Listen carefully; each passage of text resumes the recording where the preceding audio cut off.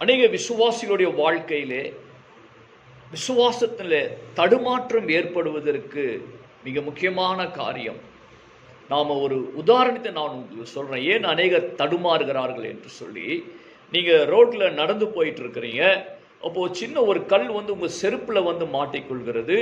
அப்படி அதோடு கூட நீங்கள் நடக்கும் பொழுது நடக்க முடியாதபடிக்கு சின்ன வேதனை ஏற்படும் இல்லையா, வலி உண்டாகும்.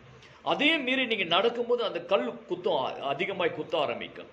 அப்படியும் அதை நீங்கள் பொறுத்துட்டு நீங்கள் நடந்து சென்றீங்கன்னா உங்கள் காலில் பாதத்தில் காயத்தை ஏற்படுத்தும். அந்த காயம் உங்களுக்கு வேதனையை கொடுக்கும். அதுக்காக நாம் என்ன செய்கிறோம், அப்படியே நாம் நடப்பது கிடையாது. அந்த கல்லை நாம் என்ன பண்ணுறோம், எடுத்து போட்டுறோம். அவ்விதமாகவே நம்முடைய விசுவாசத்திற்காக நாம் இப்படிப்பட்ட இந்த அவிசுவாசம் என்ற சின்ன சின்ன இந்த கல் நம்ம வாழ்க்கையில் விழுகிற பொழுது நாம் என்ன செய்யணும்.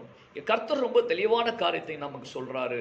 விசுவாசிகளுக்கு ரொம்ப முக்கியமான ஒரு காரியம், தேவனை விசுவாசிக்கிறவங்களுக்கு, தேவன் மேல் அன்பு செலுத்துகிறவங்களுக்கு ரொம்ப நீங்கள் தெரிந்து கொள்ள வேண்டிய முக்கியமான காரியம், விசுவாசம் இல்லாமல் தேவனுக்கு பிரியமாக இருப்பது கூடாத காரியம் என்று நாம் எபிரேயர் 11ஆம் அதிகாரம் 6ஆம் வசனத்தில் வாசிக்கிறோம்.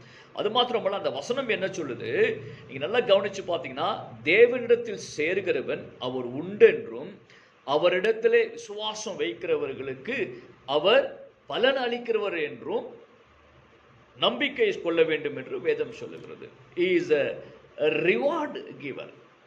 விசுவாசிக்கும் பொழுது அப்படி நமக்கு அவிசுவாசம் ஏற்படுகிற பொழுது நாம் தேவனை இன்னும் அதிகமாய் நெருங்க வேண்டுமே தவிர அந்த அவிசுவாசம் என்கிற அந்த கல்லோடு கூட நாம் வாழ்க்கையில் நடக்கக்கூடாது. சில பிரச்சனைகள் ஏற்படும், அதனால் நாம் அவிசுவாசிகளாய் நாம் மாறிவிடக்கூடாது. தேவன் மீது விசுவாசம் வைக்கிறவர்களாய் நாம் இருக்கும் பொழுது தேவன் நீங்கள் சொல்கிறாருங்க, அவரிடத்தில் சேருகிறவன் அவர் உண்டென்றும் அவர் பலன் கொடுக்கிறவர் என்றும் நாம் விசுவாசிக்க வேண்டும் என்று சொல்லி அவர் கட்டாயமாக பலன் கொடுப்பார். கட்டாயமாக உங்களை தேவனை வழி நடத்துவார்.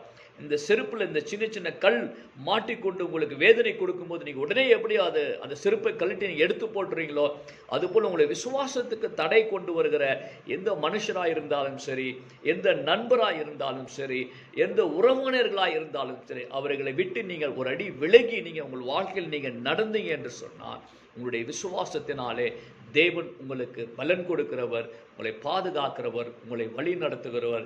இஸ்ரேல் ஜனங்களை 40 வருடம் வழி நடத்தினார் மோசே என்கிற ஒரே மனிதனுடைய விசுவாசத்தினாலே. உங்கள் ஒருவருடைய விசுவாசத்தினாலே உங்கள் குடும்பத்தை கர்த்தர் வழி நடத்துகிறவராயிருக்கிறாரு. அவர் வழி நடத்துவார்.